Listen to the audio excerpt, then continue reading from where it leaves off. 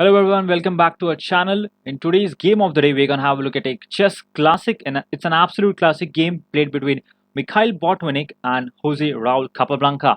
Both were former champions and extremely powerful. This game was very important because it started basically because it gave a very strong message to the entire world of Botvinnik's play. At that point, he was like reaching at his peak. He was starting to win tournaments.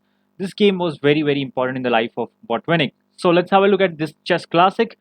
Botvinnik playing white against Jose Raul Capablanca. This was played in the Netherlands, 1938. So Botvinnik kicked off the game, started with the move pawn to d4, the queen's pawn opening. Capablanca, in his typical style, played knight f6. He's very well known in kind of the queen's gambit positions. So we have c4, grabbing space in the center, very typical. e6. Now this is basically after knight c3, you have black has options of playing both bishop f4 as well as d5. So e6 is a very flexible move. Of course, after knight c3, Capablanca played bishop to b4. This is the Nimzo-Indian. Now we have e3. It's a very modest setup. You know, white temporarily keeps a pawn over here, closes the position, because at some point if black plays c5 and captures on d4, then we are going to anyway capture back with the pawn, and that bishop opens up. So the bishop being trapped inside the pawn chain is not a big deal over here. Black plays pawn to d5. There you go, strikes in the center, and white immediately asks question to the bishop. You want to capture, you want to go back. Generally the bishop captures, as happens in this case. He can also go back. There are many good games of this, like Magnus Carlsen has played this very often. It's not a bad setup at all. It has some perks of its own, but the main move of course is to capture. And basically it's all about the e4 square. It's all about the light squares in the center. Without that knight, white's grip in the center is kind of slightly weakened up. Also black gains a slight time. You can see he's the one who's going to castle quickly, so he's slightly ahead in development. And this move, although bishops are superior, slightly superior than knights, this move actually gives black time as well as control in the center. So now b takes. Of course white's pawns are doubled, but they are not going to be a problem because at the right moment we are going to capture here and our pawns will be straightened up. So black now directly counters white in the center with the move pawn to c5. Capturing would not be a good idea because that would triple our pawns. That would be horrible pawn structure, and then queen a5 can start to target those pawns. So of course that's not the move that was played. We just capture on d5. So Botvinnik captured on the d5 square, e into d5, and now simple bishop to d3. The bishop develops on the long diagonal. This is a very useful bishop. Unfortunately, because of the last move, which is not a bad move of course, because of the last move c into d5, e into d5, it's black's bishop also has got some excellent open squares. So here you go, e into d5, and now you immediately take control of the long diagonal before black puts his bishop on the f5 square. This is very important. You have to take advantage of the long diagonal, and bishop d3 does exactly the same. We stop the black bishop from going to the f5 square. At the same time we put our bishop, and of course one of the main strategies is to create a battery either with queen c2 or with something like bishop b1 and queen to d3. It's a very typical idea of creating a battery and attacking the h7 square. That is a target, of course. This pawn is vulnerable. All right, let's go forward. Black, as he has lead in development, castles quickly.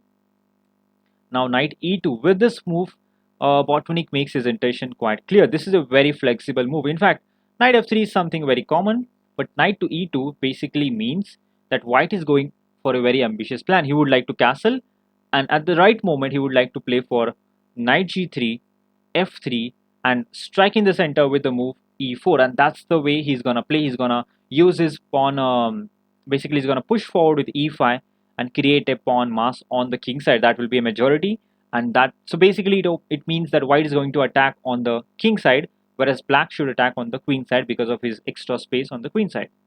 So b6 played. We just castle as soon as possible.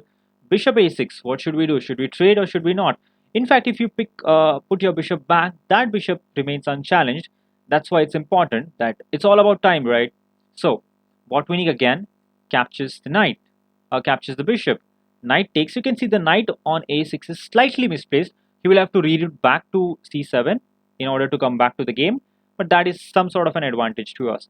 And Botvinnik's next move is somewhat of a mystery for Botvinnik and all the other players at this point.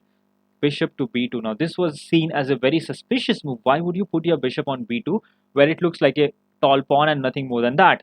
In fact, we are going to see this bishop is going to be the star move. Although it looks the worst piece at the moment, he's going to be the star piece of the game, and he's going to make the star move of the game. He's going to make the move of the game in this one. So let's go forward. Queen d7, just bring the queen on a good diagonal, connecting the rooks.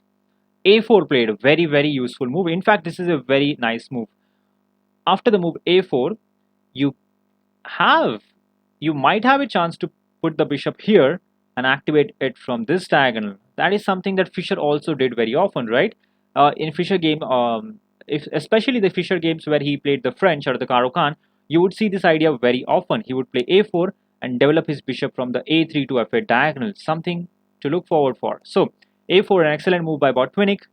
Now rook f e8, good move by Capablanca. Queen d3, the queen comes to its natural square. The queen from here looks on both sides of the board. It's very active. Of course, it attacks the knight. And here is a suspicious moment in the game where Capablanca, I think Capablanca should have simply played knight c7, or there are several other good moves, but his choice of playing c4 is a really bad idea. Why is it so bad? In fact, the problem is this releases all the tension in the position. You can see now the center pawns have no attack. They are not attacked, they are not under pressure, which means that now white can simply move his queen back, put his rooks on the e and d file and start pushing in the center with knight g3, f3 and e4. Because there is no tension on the center, white is free to do that. You give basically a free hand for white. And this is a positional, I would say, a judgmental error from the part of Capablanca, which is something very rare. It doesn't happen very often. Capablanca making a positional kind of a concession in a way. So of course c4 in itself is not totally a bad move. It has a lot of plans behind it. You want to play knight c7, a6, b5, attack from this side of the board. Of course, Capablanca was successful in his queenside pursuit, but that came at a cost, as we shall see. It's basically about time now. White attacks on the king side, black attacks on the queen side. It's basically all about who gets it first.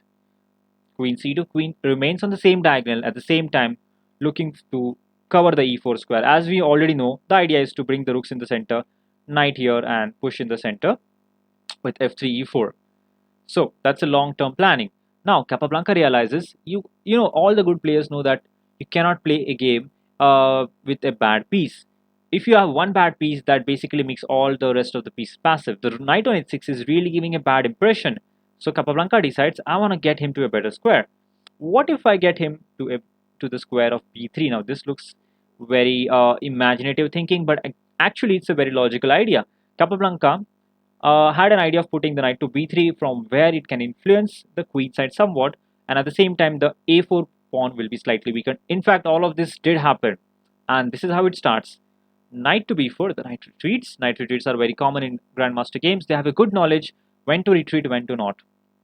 Rook a to e1. As we know, the rooks are coming in the center. The idea is knight g3 followed by f3 e4, as we have already discussed. Knight c3, the knight comes back, makes a comeback, and the idea is now getting clear. How do we reach the b3 square? Simply by going to a5 and then b3. That will mean that the a4 pawn loses its support, as well as the knight on b3 is a very powerful piece with that outpost. The question is that knight really gonna be functional over there? That's the question. Is it going to make a real change over there? But you might also ask, what's the matter with the bishop as well? The bishop is equally bad. So both of them had a bad piece. It's about who has the better bad piece in a way. So knight to g3 played by Botvinnik with the idea of f3 e4 as we have planned. Knight a5 looks like Capablanca is monetizing on his weak piece. His very bad knight on a6 is now going to be a very active piece on b3, whereas you can see white's bishop is still not coming in the game. Now that is something that is kind of intriguing. What do we do over the bishop? So f3 played by Botvinnik. Knight to b3, the knight does come over there, and now you can see the pawn on a4 is free and can be captured. There is in fact no good way. If you play rook a1, the knight now looks at the a1 square. You can't really put the knight over there. rook over there. So obviously the a4 pawn is hanging, but Botvinnik obviously did not really care about that pawn. He realizes it's all about the king side, because now if you really look at the king side, let me just demonstrate this part of the board. You can see there are only the rook and the knight defending this side of the board, not many attackers. If white can concentrate all of his forces on the king side, then he can get a successful attack. And this he starts with the move e4 as planned. You can see all of white's pieces are supporting this pawn break. Knight on g3 supports the pawn on e4, rook over here, queen over here. In fact, Botvinnik was all over all this time. He was preparing for this pawn break with f3 e4, and now he's gonna plan. Now he's preparing to push forward with e5, gaining space on the king side. This is gonna be huge. Queen takes a4. Capablanca wins a pawn. So you can see Capablanca's queenside strategy of playing c4 has succeeded, but at what cost? One of the strongest piece, queen, is on the offside, is basically offside, and the knight on b3 is not really doing much. He's not really making an impact over there. So it seems like Capablanca, although has gained a pawn, has his pieces in Siberia. They are hardly useful pieces at all. So this is a concern, right? Botvinnik in this position went on, just ignored that. It was like that pawn really doesn't matter. He just ignored and played e5. Now you have a space advantage on the king side. The follow-up plan is pretty simple. You're going to follow up with f4, f5, e6 or f6 depending what black does. Of course, the knight is attacked. Knight has to go back. Knight to d7 played. Queen to f2. Excellent move. Again, the queen now focuses on the king side. White is basically shifting all of his pieces on the king side because that is where the main action is going to happen. g6 covers the f5 and the h5 square. Basically, the knight on g3 is made to look bad. But of course, this actually acts as a lever. The pawn on g6 acts as a lever. In fact, we are anyway going to play f4, f5 and break black's pawn structure. Alright, so f4 played. But of course, here's the idea of Capablanca. The reason he played g6 was because he wanted to play f5. Now, either white's pieces become very passive, that is the knight on g3 and the bishop on b2. Either they are very passive or he has to do pawn and passant, in which case black also has some sort of an activity. So e into f6, pawn and passant was the only way for Botvinnik to make progress. He does that. Knight takes f6. You can see, because of this idea, the knight and the rook has got some life of their own. Of course, there are several weaknesses. The first weakness, of course, the weakened king side, which can be broken by playing the move f5. That can be targeted. At the same time, the pawn on d5 is slightly weak. And if you have all forgotten, the a3 to f8 diagonal is a big thing. And you can use it in the future. Obviously, not right now, but we can make use of it in the future. So the first things first, let's target the weak king side with the move pawn to f5. So Botvinnik attacks the king side. Rook into e1, rook into e1, one pair of rook goes off, rook to e8. Now, do you want to exchange or do you want to play something better? You know, exchanging is not bad idea here and then capturing on g6, but something, you know, if there is a good move, there is always a better move and you have to look for the better move. The best move here is, rather than capturing the rook directly, use the outpost that has been created using because of her pawn. The pawn on f5 provides the home for the rook to go over here. In fact, that means that we are going to have a passed pawn. So we use the outpost over here, and that outpost is pretty strong. We are putting pressure, strong pressure on the knight and this pawn over here. There's a lot of pressure on the king side. Basically, he decided, let me just exchange. But you know, a outpost can always be converted into something else. Here, the outpost has been converted into a passed pawn. So one advantage has been converted into another advantage, and this pawn is going to define a lot of things in the position. So, as the knight is attacked, black just defends it. Capablanca defends his knight. Now, queen f4, excellent strategy. Botvinnik realizes that all the dark squares in the position are vulnerable and he can play queen to e5. That's an excellent strategy. Alright, so let's go forward. Now, queen e8, Capablanca retreats. Obviously, this pawn, capturing the pawn has damaged black a lot. This is the moment when his queen retreated, but although this has cost Capablanca a lot of time, so his position is already somewhat bad. And now you can see the knight on b3. What was the purpose of knight on b3? It looks very attractive. It is on a very attractive square. At the same time, Capablanca due to him capturing the pawn on a4, has a passed pawn. But the thing is, it's all about time. It's white's activity on the king side versus black's long-term advantage, and it is in this game the dynamic advantage is going to be more useful than the long-term advantage. Queen to e5 pins the knight.